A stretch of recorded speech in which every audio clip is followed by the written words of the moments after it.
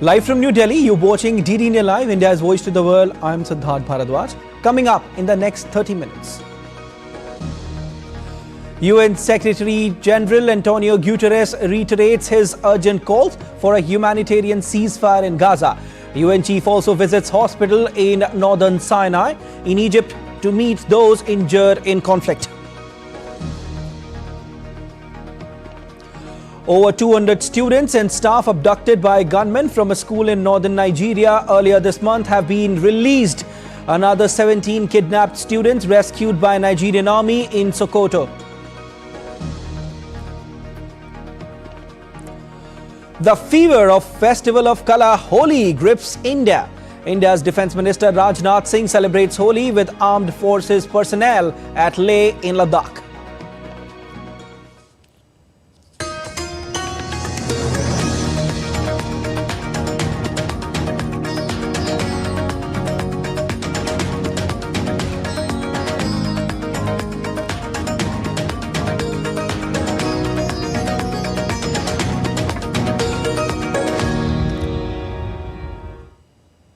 US Secretary General Antonio Guterres has called for an immediate humanitarian ceasefire and the release of Israeli hostages held in Gaza. He witnessed a long line of blocked relief trucks on Egypt's side on border with the Gaza while visiting the Rafah crossing on Saturday. Israeli Foreign Minister Israel Katz criticized Guterres in a social media post for blaming Israel without condemning in any way the Hamas-ISIS terrorists who plunder humanitarian aid. We have more. Well, the United Nations Secretary-General Antonio Guterres visiting that Rafah border, crossing the Egyptian side of the border crossing, calling it a moral outrage that so many aid trucks were lined up on the Egyptian side of the border and unable to access those who so desperately need the help inside the Gaza Strip. He said it was a moral outrage that could not happen. He also called for an ironclad commitment from Israel that humanitarian supplies can receive unfettered access to those who so desperately need it in the Gaza Strip. That this visit will have much of an impact, but it does join a chorus of international pressure when it comes to the humanitarian situation in the Gaza Strip, called catastrophic by aid agencies, and in the context of a rift between the Israeli government and some of its closest allies. We saw just in the last day or so Anthony Blinken, the US Secretary of State, here in Israel, meeting with Prime Minister Netanyahu and the war cabinet, urging the Israeli government against an operation in the southern city of Rafah, pinned up against that Egyptian border, saying it would be a mistake and that the US position is that it should not happen. Prime Minister Netanyahu pushing back very firmly, saying even with or without US support, Israeli forces will go into Rafah, an operation which Antonio Guterres, the UN Secretary General, say would lead to humanitarian catastrophe. Alex Kadia in Tel Aviv reporting for DD India. United Nations Secretary General Antonio Guterres began his annual Ramadan solidarity trip in Egypt on Saturday. During his visit, Guterres traveled to northern Sinai and met civilians from Gaza at the General Hospital in El Arish. He spoke with women and children who had been injured during the ongoing Israel-Hamas conflict. The UN chief also met the UN humanitarian workers in Rafah. Following his engagements in Egypt, Guterres will proceed to Jordan, continuing his Ramadan solidarity trip. The UN Security Council is set to vote on a resolution on Monday demanding a humanitarian ceasefire in Gaza during the Muslim holy month of Ramadan. The resolution put forward by the 10 elected council members is backed by Russia and China, who vetoed a US-sponsored resolution on Friday that supported an immediate and sustained ceasefire in Israel-Hamas conflict in Gaza. The 22-nation Arab group at the UN issued a statement on Friday. In fact, on Friday night, appealing to all 15 council members to act with unity and urgency and vote for the resolution to halt the bloodshed, preserve human lives and avert further human suffering and destruction. Since the conflict broke out on October 7, the Security Council has adopted 2 resolutions on worsening humanitarian situation in Gaza, but none has called for a ceasefire. Israeli army released a video on Saturday of its commanding officer of the Southern Command commenting on the operation around Al-Shifa hospital in Gaza. The Israeli commander has said troops will continue their operation at Gaza's largest hospital, Al-Shifa, until the last terrorist is in their hands. Fighting raged on Saturday around Gaza's main hospital, where Israel says, in fact, that it has so far killed more than 170 gunmen in an extensive raid. The Israeli army released footage early on Sunday to show an air raid on Baalbek, Hezbollah's stronghold in eastern Lebanon. The Israeli army, in a social media post, said the strike targeted a manufacturing site containing weapons belonging to Hezbollah. In the same post, the Israeli army said aircraft had also struck rocket launchers directed at northern Israel earlier, as well as intercepted a number of launches. Hezbollah said in a statement that in response to the bombing of a place in city of Baalbek, it had targeted an Israeli missile and artillery base in Yoav and the Kaila barracks with more than 60 Katyusha rockets. Like every Saturday, hundreds rallied in Tel Aviv urging the Israeli government to make a deal with Hamas to secure the release of hostages held in Gaza. The demonstrators raised pictures of dozens of Israeli hostages held in by Hamas in Gaza since October 7. An Israeli delegation led by Mossad chief David Barnea is in Doha for indirect negotiations with Hamas. The sides have previously said that if a deal is reached, Israel would suspend its Gaza offensive for 6 weeks and recover 40 of 130 hostages still held by Hamas. Hamas wants any ceasefire to include an Israeli commitment to end the conflict and withdraw forces from Gaza. Israel has ruled this out, saying it will eventually press the campaign to dismantle Hamas. Sunday, the 24th of March, is the day of mourning in Russia after a large concert venue near Moscow became the scene of mass shooting late Friday. At least 133 people were killed, including children, according to the officials. Dasha Cherneshova has more from Moscow.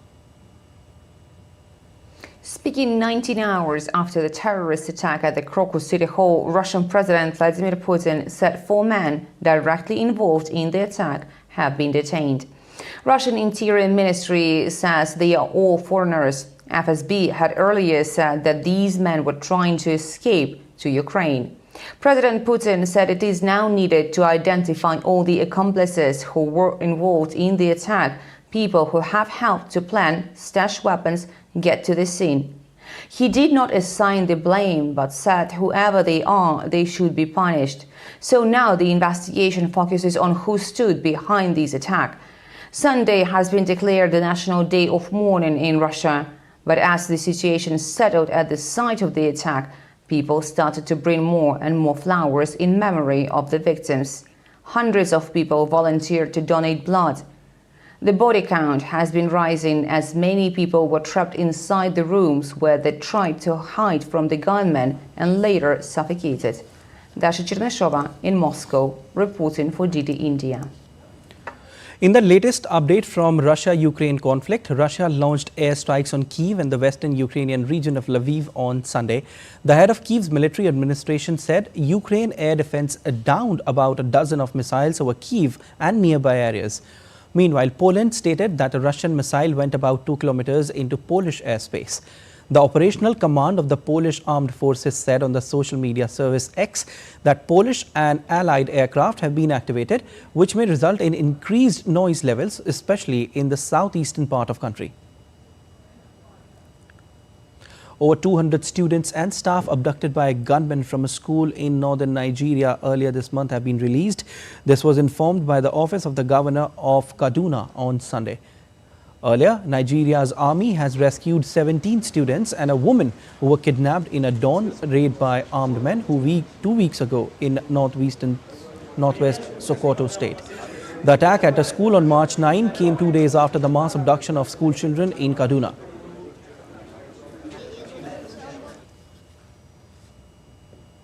About 23 Nigerian soldiers have been killed and 17 others wounded by suspected insurgents in the country's town of Tillaberi. Defense authorities say the soldiers were carrying out raids designed to reassure locals in the area of their safety when they were ambushed by the insurgents. Correspondent Tassim Akande reports from Jos in Nigeria.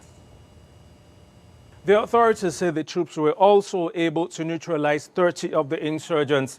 More than 100 of them had attacked an army unit using homemade bombs and suicide vehicles. Niger Republic is ruled by a military junta which toppled the government of President Mohamed Bazoum in a coup in July last year citing worsening insecurity as a reason. But the security concerns on attacks are yet to abate. In January, about 10 soldiers were wounded in the country's southeast and about a dozen insurgents killed after they clashed at a border town with Nigeria. The latest attack on the soldiers is coming barely a week after the Nigerian military announced that it was breaking up its military cooperation agreement with the United States. The country, just like Burkina Faso and Mali, also pulled out of West Africa's regional bloc ECOWAS, which has been addressing the security issues with a multinational joint task force comprising 15 member countries. The three countries have now set up a joint task force to tackle security threats in their countries. They say it will be operational soon. Hassam Akende in Jos, reporting for DD India. The United States government has pledged its support to the Southern Africa Development Community's quest to find a solution to the ongoing conflicts in Mozambique and the Democratic Republic of Congo. As the unrest continues in both the South African nations, the SADC mission is set to expire in Mozambique in July this year, whereas another SADC mission was deployed in DRC. United States have agreed with Zambian president's views that both conflicts must be resolved for SADC to be peaceful. It's a testament that so many heads of state have come here to Lusaka for this Troika meeting, extraordinary summit. Fundamentally, we agree with what we heard from President Hichilema, that we commend the countries of SADC and the troop contributing nations for contributing to ensure the humanitarian space is available to protect civilians. All right, and still to come on this edition of DD India Live. Former US President Donald Trump continues his winning streak in the race to the White House. US officially bars UNRWA funding through March 2025 after US President Biden signed $1.2 trillion government funding bill into law. Pro-life activists rally through Argentina's capital demanding the repeal of country's abortion law.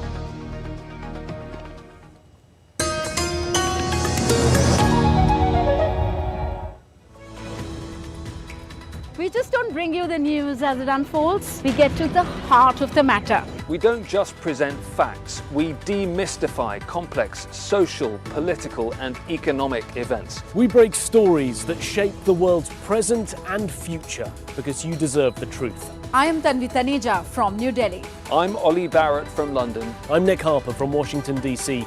Join us on DD India Global Monday to Friday at these times.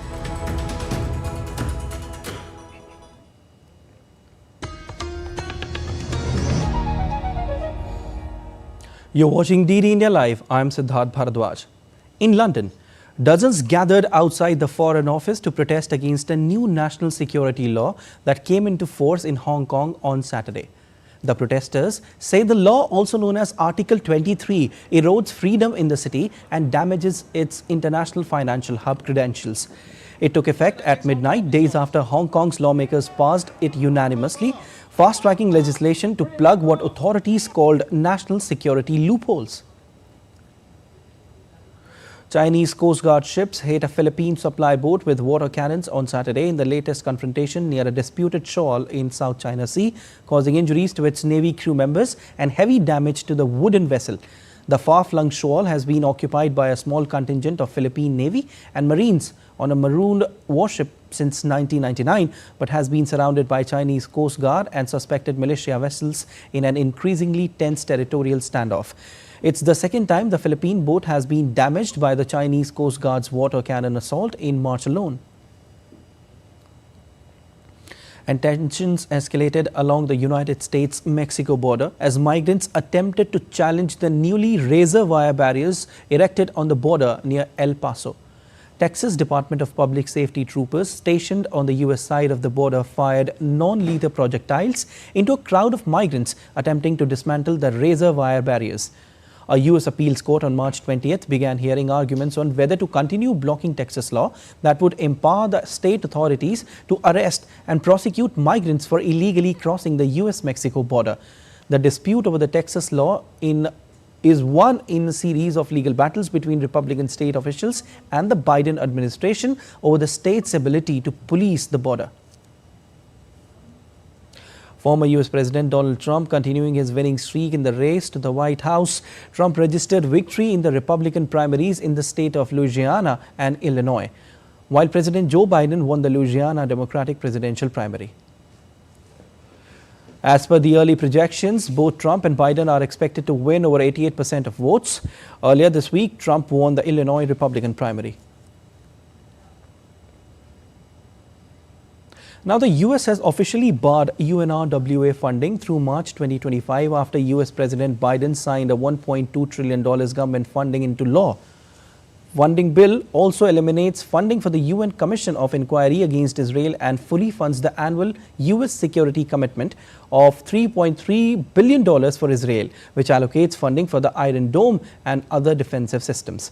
The act withholds funds from the UN Human Rights Council to hold it accountable for the blatant anti-Israel actions and reform the Council's election process to prevent human rights abusers from becoming members. The bill also forces the UN and other international organizations funded in the bill to assess and report on efforts to combat anti-Israel bias and anti-Semitism and to vet personnel for connections to terrorist groups. The act will also implement new conditions on any assistance to Gaza, including mechanism for coordination with Israel, prevention of diversion to Hamas or other terrorist entities, and a requirement for third-party monitoring.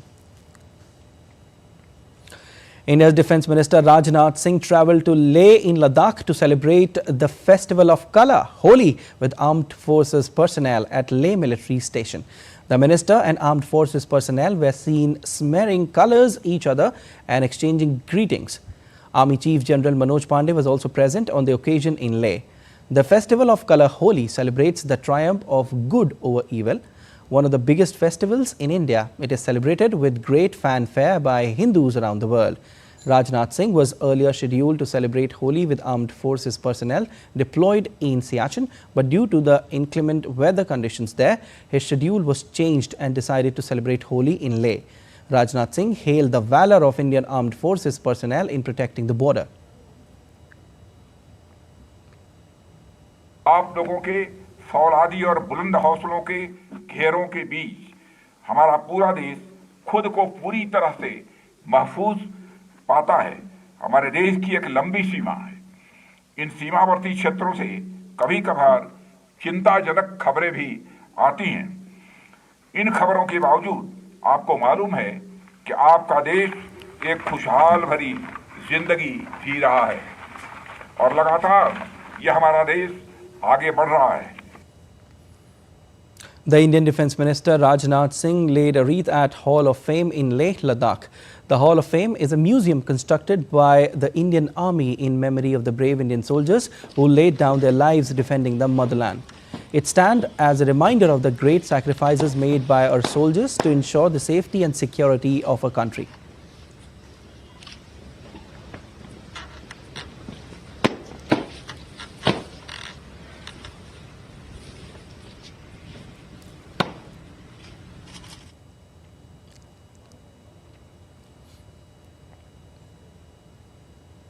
India's Finance Minister Nirmala Sitharaman highlighted nation's developing semiconductor ecosystem during an interactive program, Thinkers Forum, in southern city of Bengaluru. During the event, Sitharaman said that there will be an emphasis on chip manufacturing in the country. This journey of enabling the semiconductor ecosystem in India. So that is one major leap forward which will benefit for Innovate from India, Make in India. November 2023, AMD, again, Applied Materials, opened its largest global design center in Bengaluru to focus on design and development for semiconductor technology. In October 2023, Nokia opened 6G lab. We know we are up and we are one of the leading countries in 5G technologies. 6G lab in Bengaluru has been opened by Nokia to accelerate the development of fundamental technologies and innovate use cases underpinned by 6G technology. India's Information and Broadcasting Minister Anurag Singh Thakur questioned the silence of Congress party over liquor case. Addressing a press conference, the INB minister said that Congress, which used to attack Aam Aadmi Party over liquor case, has itself joined hands with them now. The minister also hit out at Punjab Chief Minister Bhagwant Mann for visiting New Delhi, while a number of people died in Punjab due to spurious liquor in Sangrur. कल तक जो remote control वाली सरकार कही जाती थी पंजाब से चलने वाली, वो पंजाब के मुख्यमंत्री भी दिल्ली आ गए। अपने राज्य में अपने जिला में 21 लोग शराब पी के मर गए, नकली शराब पी के। ये दिखता है पंजाब की सरकार सोई है। पंजाब की सरकार में नशों के व्यापारियों को संरक्षण मिल रहा है।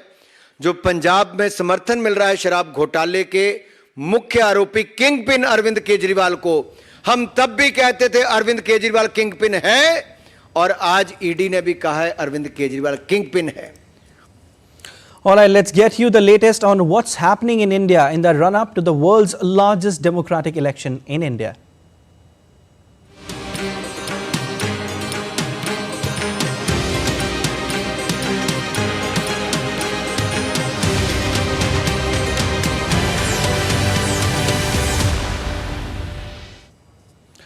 Ahead of 2024 general elections, National Democratic Alliance, the Janata Dal United, JDU has also shortlisted candidates for its 16 constituencies in eastern state of Bihar based on seat sharing within the alliance.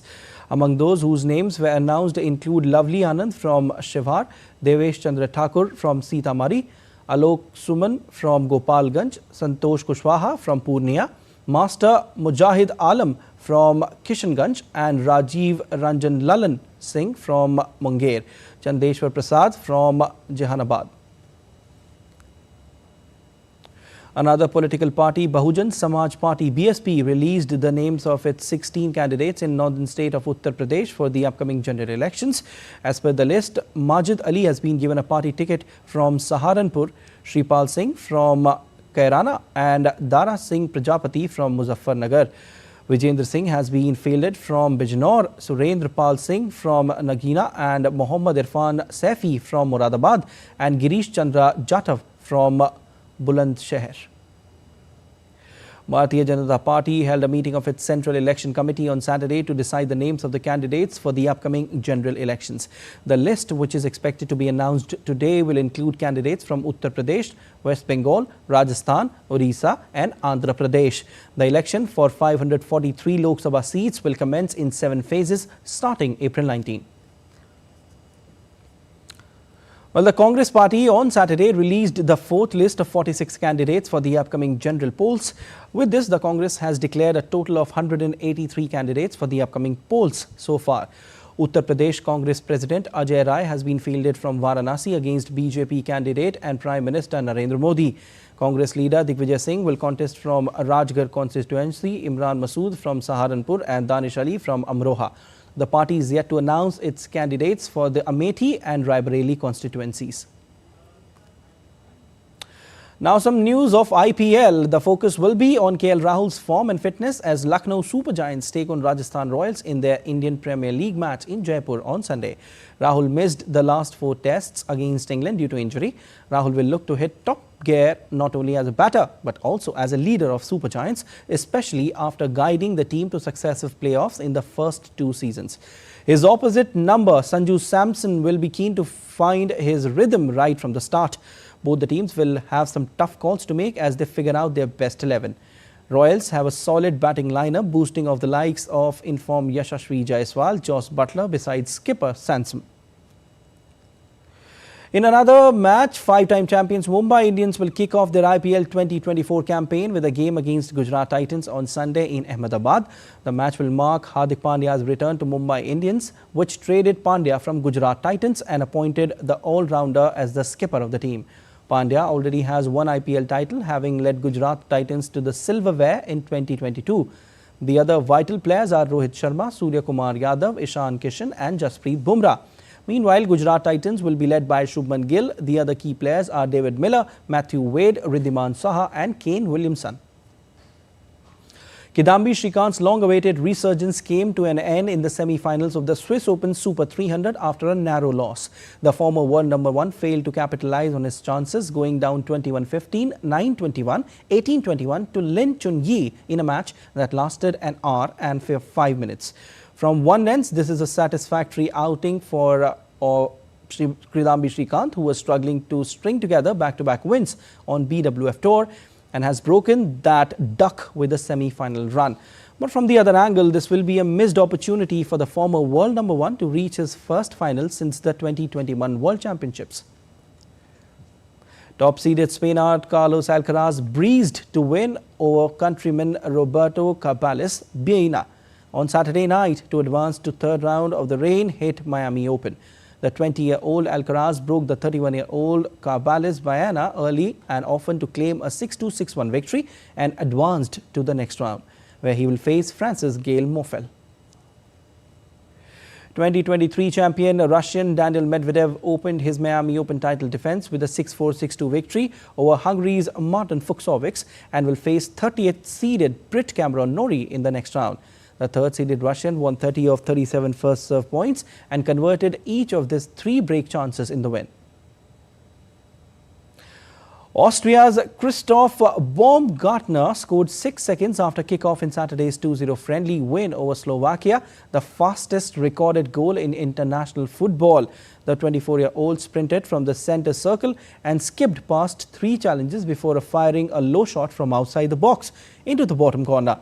The record that had stood for almost 11 years was almost broken.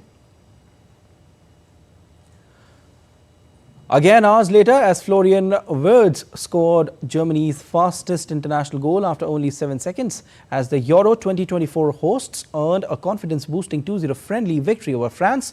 Wirtz thundered in a shot from a quick pass from Toni Kroos, back from a 3-year international retirement straight after kickoff.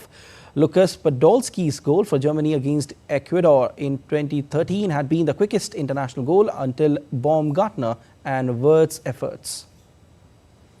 All right, that's all for this edition of DD India Live, but let us know your thoughts on the news of the day. You can connect with us on Facebook, X, formerly known as Twitter, and Instagram. We'll be back with more news as it breaks here on DD India. I'm Siddharth Bharadwaj from all of us here in Delhi.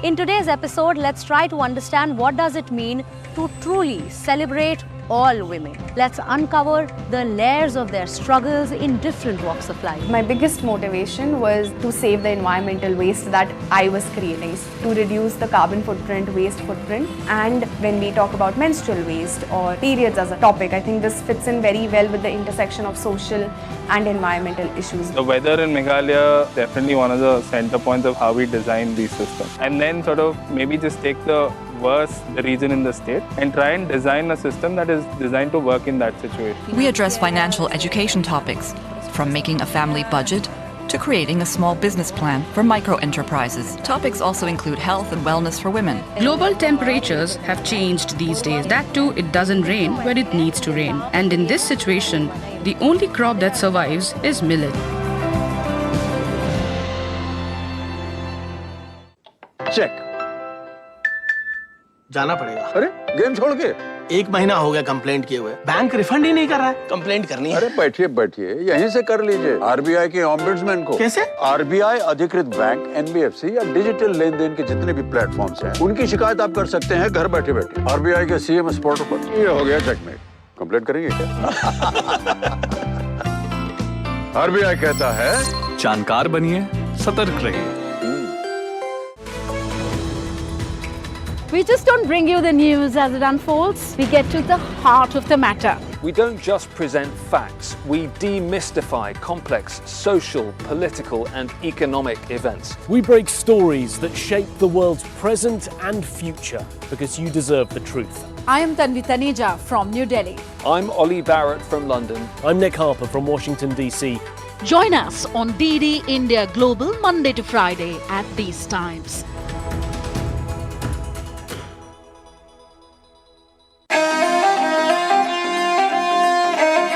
Always welcoming. The vibe of Punjab is larger than life.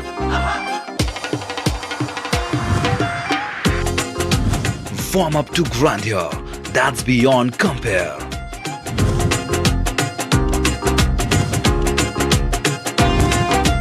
And history that's dotted with tales of bravery.